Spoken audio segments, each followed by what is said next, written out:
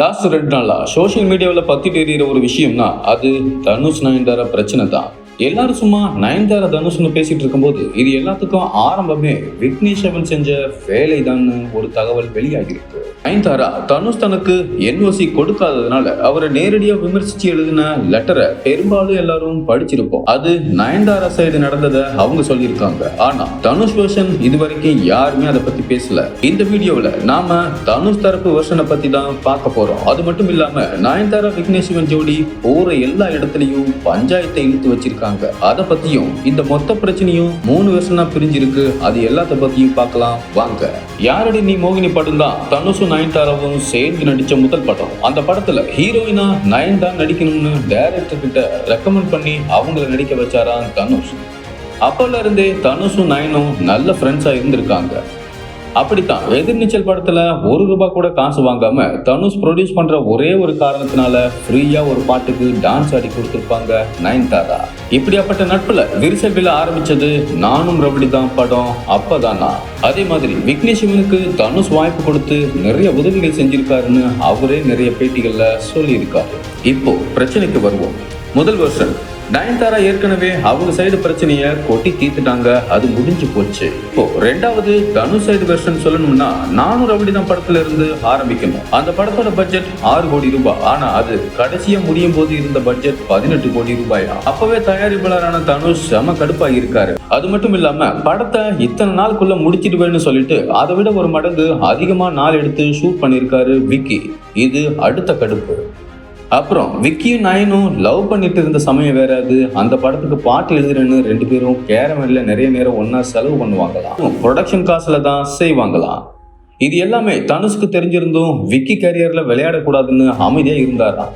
எல்லாம் முடிஞ்சு ஒரு வழியா படம் அவுட் வந்ததும் அதை பார்த்துட்டு தனுஷ் இன்னும் கடுப்பாகிட்டாரா. அதுல நயன்தாரா ஓவர் ஆக்டிங் பண்ண மாதிரி இருந்ததுனால அது தயாரிப்பாளரா இருந்த தனுஷ்க்கு பிடிக்கலையா. அத தன்னோட கூட இருந்தவங்க கிட்ட அப்பவே சொல்லியிருக்காரு. தனுஷுக்கு இந்த படம் பிடிக்கலைனாலும் என் தலையெழுத்து படத்தை எடுத்துட்டேன், ரிலீஸ் பண்ணிடுறேன்னு சொல்லியிருக்காரு. நயன் அவங்க லெட்டர்ல சினிமா ஃப்ரெண்ட்ஸ் கிட்ட இருந்து சில விஷயங்களை கேட்டு தெரிஞ்சுக்கிட்டேன்னு சொல்லியிருப்பாங்கல்ல, அது இதுதானா.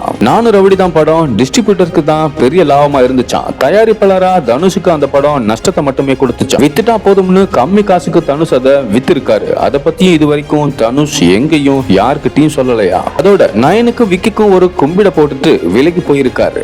இப்போ 3வது வருஷன், அதாவது OTT தரப்பு வருஷனுக்கு வருவோம். நயன்தாரா விக்னேஷ் சிவன் கல்யாணத்துக்கான செலவுல ஆரம்பிச்சு எல்லாத்தையும் பண்ணது நெட்ஃபிளிக்ஸ். எங்க கல்யாணத்துக்கு விஜய், அஜித், ரஜினின்னு தமிழ்ல இருந்து பெரிய ஸ்டார்ஸும், தெலுங்குல நாகார்ஜுனா, வெங்கடேஷ், மலையாளத்துல மோகன்லால், ஹிந்தில இருந்து ஷாருக் கான்னு பல பெரிய தலைகள் நிச்சயம் வருவாங்க. அதனால நீங்க தாராளமா இதை உங்க கண்டென்ட்டா பண்ணலாம்னு நயன் தரப்புல சொல்லியிருக்காங்க. இதை நம்பி நெட்ஃபிளிக்ஸும் தைரியமா இறங்கி பந்தக்கால்ல இருந்து பத்திரிக்கை வரைன்னு எல்லா கல்யாண வேலைகளையும் இழுத்து போட்டு செஞ்சிருக்காங்க. ஆரம்பத்துல 5 கோடி பட்ஜெட் சொல்லி கடைசியில 7 கோடியில வந்து நிறுத்தி இருக்காங்க. அது இல்லாம ₹25 கோடி நயனும் விக்கியும் வாங்கி இருக்காங்க. எல்லாம் ரெடி பண்ணதும் ரஜினி, ஷாருக்கை தவிர கல்யாணத்துக்கு எதிர்பார்த்த யாருமே வரல. இதனால நெட்ஃபிளிக்ஸ் தரப்பு செம கடுப்பாகி இருக்காங்க. கண்டென்ட் பத்தாம ரிலீஸ் பண்ண முடியாதுன்னு ஹோல்ட் பண்ணி வச்சிருக்காங்க. அது மட்டும் இல்லாம கல்யாணம் எக்ஸ்க்ளூசிவ் கண்டென்ட்ங்கிறதால பெரிய பெரிய நடிகர், இயக்குநர்களை தவிர மத்த எல்லார் போனையும் வாங்கியும் வச்சிருக்காங்க. அதுவே வந்தவங்க எல்லாரையும் ரொம்ப அப்செட் ஆக்கி இருக்கு. போகட்டும்னு பார்த்தா கல்யாணம் முடிஞ்ச 4-5 மாசத்திலேயே சரபூசி மூலமா குழந்தை பிறந்துட்டதா அறிவிச்சிருக்காங்க நயன்தாரா. இத பத்தியும் OTT தரப்பு கிட்ட சொல்லவே இல்லையா. நயன்தாராவை எல்லாரும் விமர்சிச்சுக்கிட்டு இருந்த சமயத்துல எப்படி நாங்க ரிலீஸ் பண்ணுவோம்னு டென்ஷன் ஆகிருக்கு நெட்ஃபிளிக்ஸ் தரப்பு. எல்லா பிரச்சனையும் பூதமா கிளம்பும் போது அதுக்கு தீர்வா சரி கல்யாணம் மட்டும் இல்லாம நயன்தாராவோட வாழ்க்கையே டாக்குமெண்ட்ரியா பண்ணிடலாம்னு முடிவு பண்ணி அதுக்காக ஆர்டிஸ்ட் கிட்ட பைட் கேட்டா யாரும் தரவே இல்லையா. என்ன நயன்தாரா எந்த ப்ரமோஷனுக்கும் போக மாட்டாங்க. அப்படி இருக்கும்போது அவங்களுக்கு நாங்க எதுக்கு பைட் கொடுக்கணும்னு சொல்லியிருக்காங்க. அப்புறம் OTT தரப்பு கேட்டுக்கிட்டதுனால சில ஆர்டிஸ்ட் பேசியும் கொடுத்தாங்களாம். அப்படி இப்படின்னு ஒரு வழியா Nayanthara beyond the fairy tale ready ஆகியிருக்கு.